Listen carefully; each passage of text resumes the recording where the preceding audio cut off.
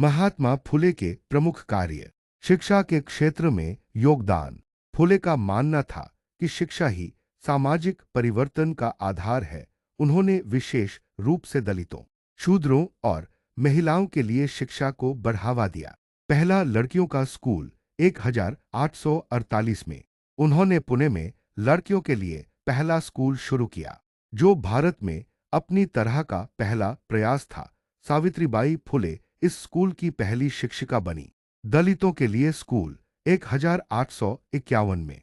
उन्होंने अछूत माने जाने वाले समुदायों के लिए स्कूल खोला। यह उस समय के सामाजिक ढांचे के खिलाफ एक क्रांतिकारी कदम था। उन्होंने शिक्षा को सभी के लिए सुलभ बनाने पर जोर दिया और इसे सामाजिक समानता का हथियार माना। जाति व्यवस्था के खिलाफ संघर्ष। फुले ने ब्राह्मणवादी वर्चस्व और जाति व्यवस्था की कटु आलोचना की। उनकी पुस्तक गुलामगिरी 1873 में उन्होंने बताया कि कैसे जाति व्यवस्था ने शूद्रों और अतिशूद्रों को गुलाम बनाकर रखा। उन्होंने तर्क दिया कि सभी मनुष्य समान हैं और जाति आधारित भेदभाव अनुचित है। वे शूद्र और अतिशूद्र जैसे शब्दों का उपयोग समाज के निम्न वर्गों के लिए करते थे, जिन्हें आज दलित कहा जाता है। फुले ने वैदिक साहित्य और ब्राह्मणवादी परंपराओं की आलोचना की, जिन्हें वे सामाजिक असमानता का मूल मानते थे। महिलाओं के अधिकार। फुले ने महिलाओं की दयनीय स्थिति को देखते हुए उनके उत्थान के लिए काम किया। उस समय महिलाओं को शिक्षा और सामाजिक अधिकारों से वंचित रखा जाता था। सावित्रीबाई के साथ मिलकर उन्होंने विधवाओं और उत्पीड़ित महिलाओं के लिए आश्रय स्थल स्थापित किए। बाल हत्या रोकथाम। उन्होंने गर्भवती विधवाओं और बलात्कार पीड़िताओं के बच्चों की हत्या रोकने के लिए एक अनाथालय खोला, जहां ऐसी महिलाएं अपने बच्चों को सुरक्षित जन्म दे सकती थी। सती प्रथा और बाल विवाह जैसे कुप्रथाओं के खिलाफ भी उन्होंने आवाज उठाई।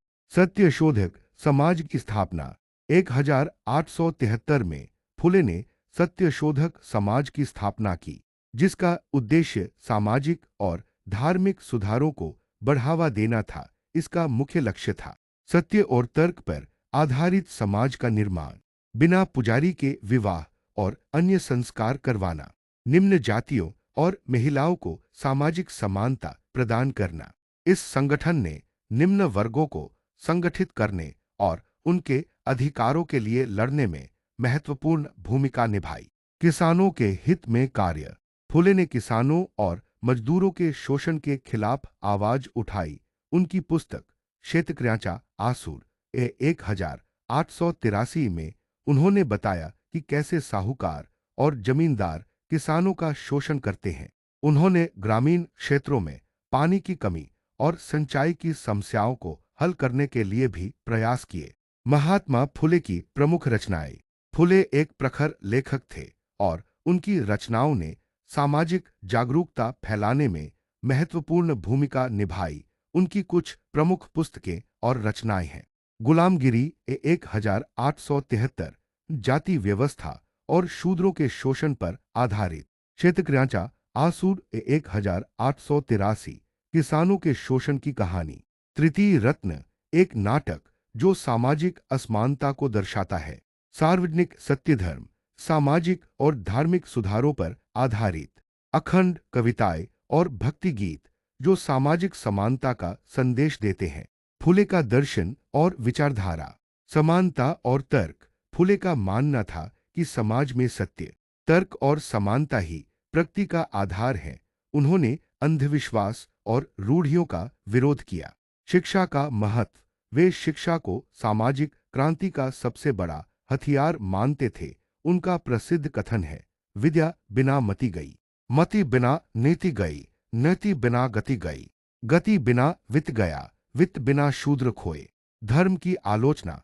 फुले ने धर्म के नाम पर होने वाले शोषण की आलोचना की और एक तर्कसंगत समावेशी समाज की वकालत की। नारीवाद।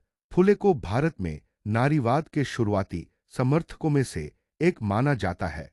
उन्होंने महिलाओं को पुरुषों के समान अधिकार देने की वकालत की।